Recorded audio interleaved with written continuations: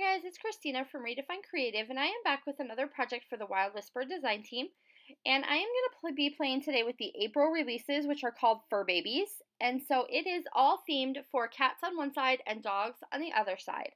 And so I have taken this piece of white cardstock and just traced the outline of a heart, and then I am going to cut out the center of that. And then I went ahead and took my 3 pattern papers that I knew I wanted to use and cut them into strips. And so this is a really great way to use up either scraps of paper, some really busy patterns, or even those branding strips that we all hold on to. And so I'm going to be creating just a paper weaving. So this is just like kind of what we did in elementary school. So I'm going to take and just put my pattern paper strips like over, under with each other until it's all woven into one big piece of this paper weaving kind of mat. And so I've made mine 12 by 12 because I want to fill in that entire heart that I created. And it's going to give me a lot of extra, and I'm okay with that because it was easier for me to do that than to try and create an exact shape of the heart that I wanted. And so it's up to you. You definitely would not have to create an entire 12 by 12. But it did make it a little bit easier for me to work with. And then I would also recommend that you kind of tape down or glue down the edges here because I fought with these strips on the edge a little bit while I was trying to get everything where I wanted it to be. And so this really was a great way to kind of use those 3 patterns together and break them up enough so it's not super overwhelming and busy. And the same thing would be true with, your branding strips or any other scraps of paper you have, as long as you're using papers that kind of coordinate well together. So the paw prints and then that stripe and then the text were a perfect kind of match together of how they kind of coordinated. So I'm going to go ahead and put this on a piece of black cardstock, and I'm offsetting it on a little bit of a diagonal because I want the pattern that shows up inside that heart to be on a diagonal. And so the only part you're going to end up seeing is that part that goes inside the heart. And I have left a little bit of a black border around the outside of the page. So I'm going to go ahead and take my piercing tool and I'm going to add some stitching all the way around the outside edge of this heart, also with black thread. And so this is really going to tie all of those elements together. And then I'm also knowing in the back of my head that I'm going to use this 3x4 card from the cut apart sheet that says Live, Love, Bark. And so having a couple little pops of black throughout the layout are going to allow me to use that journaling card that I want to use as my title and not have it look like it's standing out too much because there's no other black elements on the page. And my photo is fairly dark, and it's just a photo of my nephew and one of his pups. And so, but he has on this black shirt, and it's kind of a darker photo, so it works really well to tie those black elements together.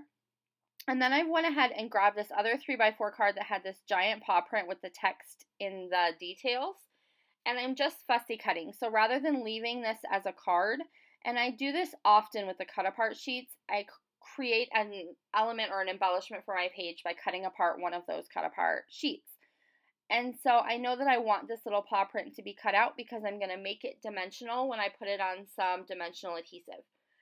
And so my thinking at this point is that I want to keep my embellishing fairly simple. And the reason for that is because often when I have a busier background or I've created some kind of special element on my background with stitching or paper piecing, paper weaving in this case, I want that to be kind of the highlight that goes along with my photo. So I always want my photo to be the star.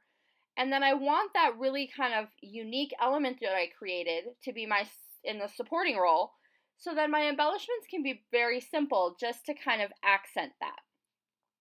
And so I went ahead and added a little piece of the branding strip that was left over from one of those pattern papers to the edge of this journaling card.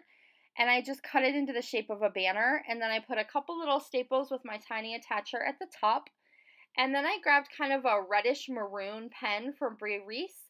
And I'm just outlining around the word bark. So because I did an outline around my heart, I want to go ahead and do an outline around that one word. And that's going to kind of tie that detail together. So you'll see in the close-ups, I have outlined the word bark, I have outlined my heart with the stitching, and then I've also outlined my white cardstock with a little bit of a kind of black sketch drawn border. And so having all of those different elements with the little border elements on them ties everything together as well. So it's really important to me to make sure that my layout is cohesive that way. So anything that I'm doing, I'm kind of repeating throughout the layout to make sure everything flows really well. And this particular collection from Wild Whisper works really well that way because the colors and all of the patterns coordinate so well together. So this is the April release from Wild Whisper. It is called Fur Babies. And so I am using today the dog side of all of the papers, but if you flip them all over, you have the cat sides on the back, which is great because then it kind of works if you are a dog lover or a cat lover. So definitely leave me a comment down below. Let me know, are you more of a dog person or a cat person? Just because I'm curious to know. We don't have pets in my house.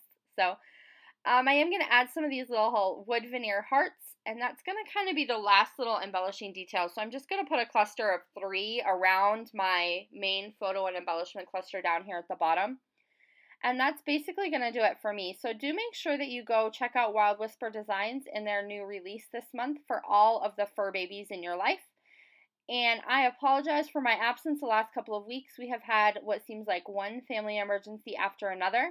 But I am hoping things are calming down a little bit, and I'm going to be back with you and keeping my channel pretty busy for the next couple of weeks.